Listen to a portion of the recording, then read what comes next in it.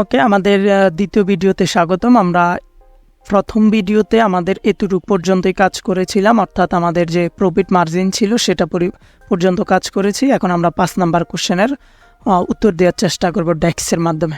তো 5 নাম্বারটা হচ্ছে মার্জ রিজিয়ন অ্যান্ড স্টেট। আমি আবার আমার টেবিল ভিউ অংশে গেলাম। আমি চাচ্ছিলাম যে আমার রিজিয়ন এবং স্টেট এই দুটাকে একসাথে দেখানো। তো এর জন্য আমাকে কী করতে হবে, আলাদা একটা কলাম নিতে হবে। একটু ভালোভাবে লক্ষ্য করুন, আমরা এতক্ষণ পর্যন্ত মেজার নিয়েছি, নতুন মেজার, কিন্তু আমরা এখন চাচ্ছি নতুন কলাম নেওয়ার জন্য। এই যে নিউ কলাম, মডেলিংয়ে এসে নিউ কলাম অংশে আমরা আমাদের ক্লিক করব। মেজার না, নিউ কলাম নেব।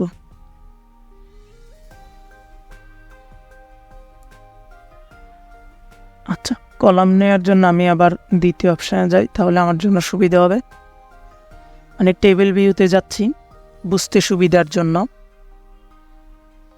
এখানে কলাম দেখাচ্ছে, অলরেডি একটা তৈরি করার চেষ্টা করেছিলাম। আচ্ছা ঠিক আছে, আমি নিউ কলামে ক্লিক করব। সেখান থেকে কলাম নেম দিচ্ছি হচ্ছে রিজিয়ন অ্যান্ড স্টেট। আমরা আমাদের পছন্দ মতো দিতে পারি। Region and state is equal to, আমাদের লক্ষ্য কি রিজিয়ন এবং স্টেট এই দুইটাকে একসাথে করা। তো যার জন্য আমরা দুইটা কলামকে একসাথে করার জন্য আমরা জানি যেটা আমাদেরকে, আচ্ছা আমি আগে ডাটাটা লিখি। আমরা অ্যান্ড ফাংশনটা ব্যবহার করব। রিজিয়ন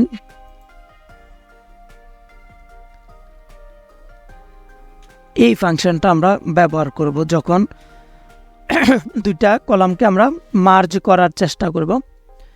এরপর হচ্ছে একটা স্পেস দিচ্ছি, স্পেস দিয়ে আমি আমার আবার যে অ্যাপোস্ট্রোফি কমা সেটাকে আমি অফ করে দিচ্ছি। আবার অ্যান্ড, এরপর হচ্ছে স্টেট।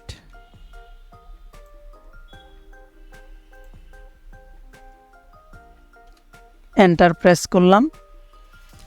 দেখুন নতুন কলাম তৈরি হয়ে গেল রিজিয়ন অ্যান্ড স্টেট নামে। আমার রিজিয়ন ছিল নর্থ ইস্ট, এরপর একটা এই যে কমা দিয়ে একটা স্পেস দিয়েছি না, এই স্পেসটাই হচ্ছে এটা নর্থ ইস্টের পরে দেখুন একটা স্পেস দেওয়া আছে। তো এটা হচ্ছে আমরা এই অ্যান্ড ব্যবহার করে আমরা রিজিয়ন অ্যান্ড স্টেট বা দুইটা কলামকে আমরা একসাথে করতে পারি। এরপরে আমরা আরেকটা কলাম নেব। আমি চাচ্ছিলাম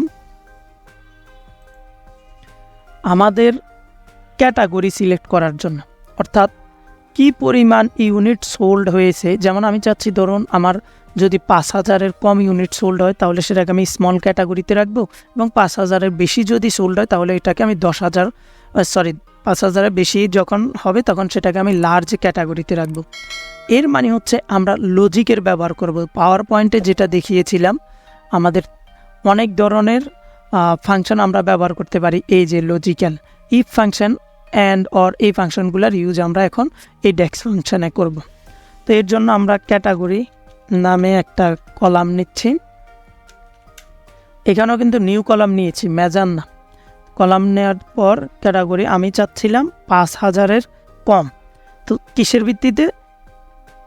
ইউনিট সোল্ডের উপর ভিত্তি করে। তো আমি ইউনিট সোল্ড যদি সরাসরি লিখি, ইউনিট সোল্ড, এই যে ডেটার উপর ইউনিট সোল্ড আসছে। আচ্ছা, এটা যেহেতু লজিক্যাল তাহলে ইফ ফাংশন ইউজ করতেই হবে। If unit sold less than 5,000, আমাদের কোশ্চেনটাই কিন্তু আমি চাচ্ছি কিন্তু এরকম 5,000-এর কম ইউনিট সোল্ড হলে সেটাকে আমি রাখবো স্মল ক্যাটাগরিতে। স্মল, একটা জিনিস লক্ষ্য করুন, প্রথমে দেওয়া আছে ইফ আমি ইউজ করলাম লজিক্যাল টেস্ট, মানে কিসের উপর নির্ভর করে? ইউনিট সোল্ডের উপর নির্ভর করে, মানে 5,000-এর কম ইউনিট সোল্ড হলে যেটা হচ্ছে আমাদের শর্ত, এই শর্তটা হচ্ছে logical test. Result if true, মানে যদি এমন হয় অর্থাৎ 5,000-এর কম হয় ইউনিট সোল্ড হয় তাহলে রিজাল্টটা কি দিব? স্মল দিব। আর যদি রেজাল্টটা ফলস হয় অর্থাৎ 5,000-এর বেশি হয়ে যায়, আমি যেটা চাচ্ছি সেটা না হয়, সেই ক্ষেত্রে আমরা এটাকে দিব লার্জ। সরি, আমি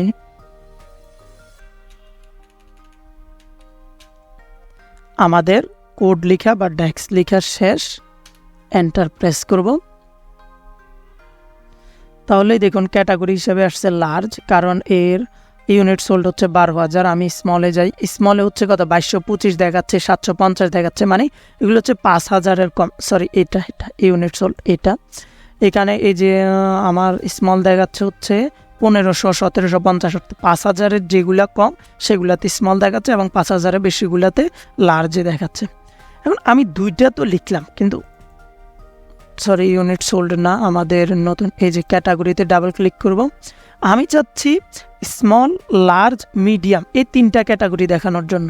তাহলে আমাদের কিচ্ছু করতে হবে না, জাস্ট স্মলের পরে এখানে ক্লিক করব। স্মলের পরে আমরা আরেকটা লজিক নিব, ইফ আগের মতোই যদি আমাদের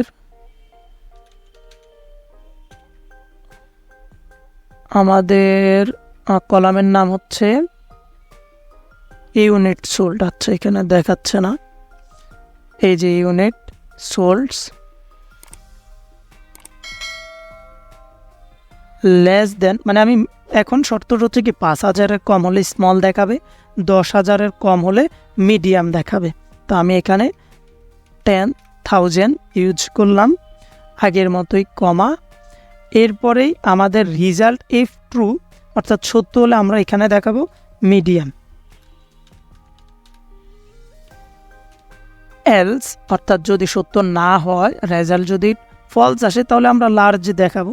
তো এটাকে যদি আমি আগের মতোই প্রথম থেকে দেখাই, তাহলে আমরা প্রথমে যাচ্ছি 5,000-এর কম হলে স্মল ক্যাটাগরিতে আসুক, যদি 10,000-এর কম হয় মিডিয়াম ক্যাটাগরিতে আসুক, অন্যথায় অর্থাৎ এই দুইটা শর্তের একটাও না মানলে লার্জ ক্যাটাগরিতে আসুক। এই পাওয়ার বিআই ড্যাক্সের বা এক্সেলের ড্যাক্স অর্থাৎ ড্যাক্সের মধ্যে একটা সুবিধা হচ্ছে কি তারা আমাকে লজিকগুলো শো করে উপরের দিকে, মানে আমি কোনটার পর কোনটা ইউজ করব সেটা আমাকে দেখিয়ে দেয়। তো আমি এন্টার প্রেস করব। আমার নিউ কলামে এখন দেখুন লার্জ হচ্ছে 10,000-এর বেশি এবং মিডিয়াম হচ্ছে 10,000-এর কম। আচ্ছা, আমি 10,000-এর কম দিয়েছিলাম, এই জন্য 10,000-গুলো লার্জে দেখাচ্ছে, আর 10,000-এর কম যেটা সেটা হচ্ছে মিডিয়াম এবং স্মল দেখাচ্ছে যেগুলো 5,000-এর কম। তো এই হচ্ছে আমাদের ক্যাটাগরিক্যাল ডেটা দেখাই, অথবা আমরা যদি কি বলে লজিক্যাল কোনো ফাংশন ইউজ করতে চাই তো এইভাবে আমরা ইউজ করতে পারি। আপনারা অ্যান্ড অর ইউজ করেও করতে পারেন, আমি ইফ দিয়ে দেখিয়ে দিয়েছি।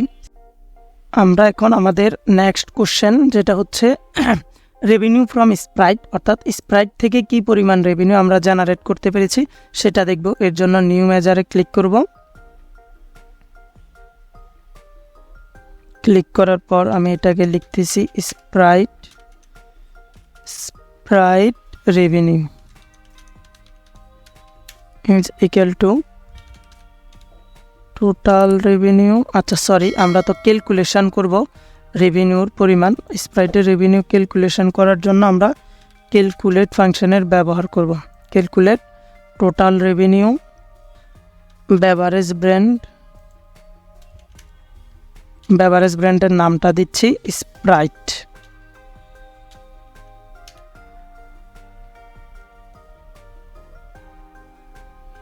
এই যে আমাদের স্প্রাইট রেভিনিউ নামে নতুন একটা মেজার তৈরি হয়ে গেছে। অর্থাৎ আমরা যেহেতু স্প্রাইটের রেভিনিউ ক্যালকুলেশন করব, এর জন্য ক্যালকুলেট ফাংশন ইউজ করব এবং সেখান থেকে বেভারেজ ব্র্যান্ড হিসেবে, মানে আমরা চুজ করলাম স্প্রাইটটা বেভারেজ ব্র্যান্ড কলামে আছে এবং তার রেভিনিউ শুধু স্প্রাইট নামে যে ব্র্যান্ড আছে সেই ব্র্যান্ডের টোটাল রেভিনিউটা বের করব, যেটা হচ্ছে আমাদের, আমরা যদি ভ্যালুজে নিয়ে আসি তাহলে দেখতে পারবো হচ্ছে সম্ভবত 1 মিলিয়নের মতো শুধু আমরা স্প্রাইট থেকেই রেভিনিউ জেনারেট করতে পেরেছি।